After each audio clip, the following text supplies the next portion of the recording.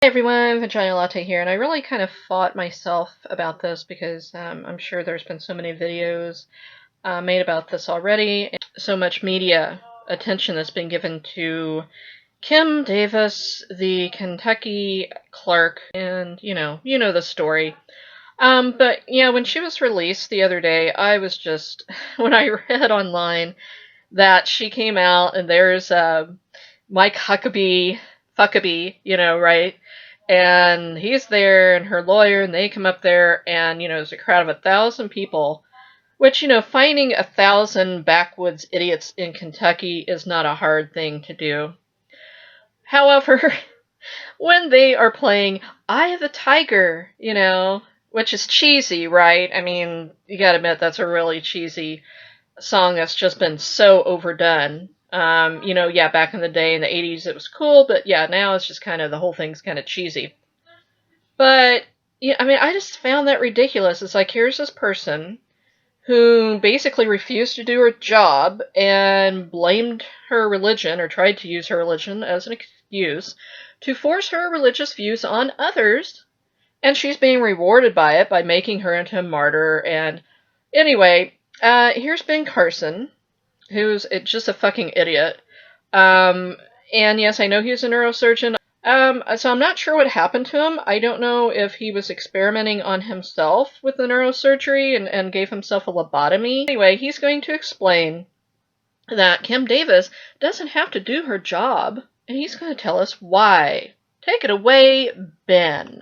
You know, when the Supreme Court made its decision, anyone should have known that this kind of thing was going to occur, and it's going to continue to escalate. And Congress now has a responsibility to step up to the plate and enact legislation that will protect the First Amendment rights of all Americans. That's the reason that we have divided government. When one branch does something that tilts the balance, the other branches need to pitch in and correct the situation. This is a serious problem. Well, I do agree with Ben Carson that, yes, anyone with a brain could see that this was going to happen after the Supreme Court ruling, but not really for the reasons that he's thinking. I knew it was going to happen because it had happened in other states before that had same-sex marriage, that Christians who, yes, I think they are bigoted, and they can scream all they want to that they're not bigoted, are using their religion as an excuse to force their views on others while claiming freedom of religion. Now, I really don't care about someone's religion. You can practice whatever religion you want as long as you're not hurting me or hurting anyone.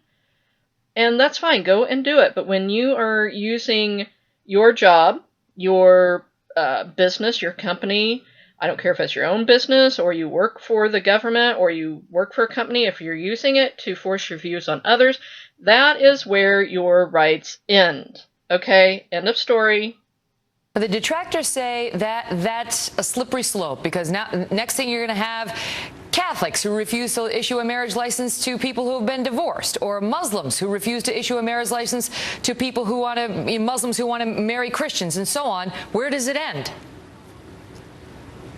But this is a very basic right. You know, this is a Judeo-Christian nation. And But what I think he means to say is the First Amendment rights is only for Christians. What do you mean Catholics, Muslims, Jews, Satanists, Wiccans, Buddhists? They'll all want the same thing. No. It does not mean you get to force your views on others. I mean, like I said, do what you want to do, have your religion, but especially if you're elected official and you're serving the people of a county or state, you can't sit and say, oh, well, I don't believe in this, so I'm not going to do it, and I'm going to say it's my religious right. You don't get to discriminate against other people. And yes, Ben Carson is again trotting out the same thing of this is a Judeo-Christian nation. It is not a theocracy. And when there are substantial numbers of people who actually believe in the traditional definition of marriage, I'm one of them. Doesn't mean that I don't think other people can do whatever they want to do, but I don't actually believe that they have the right to force their way of life upon everybody else. I really would like one of these right-wing people to please explain how, by having equal rights and getting married, which only really concerns the two people that are getting married, how by their getting married it is forcing their way of life upon you, Ben Carson.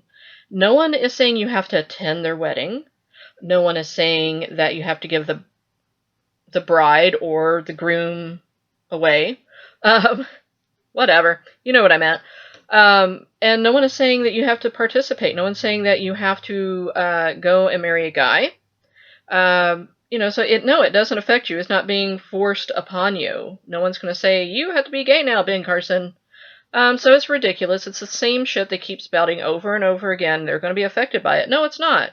Other states have had same-sex marriage for years.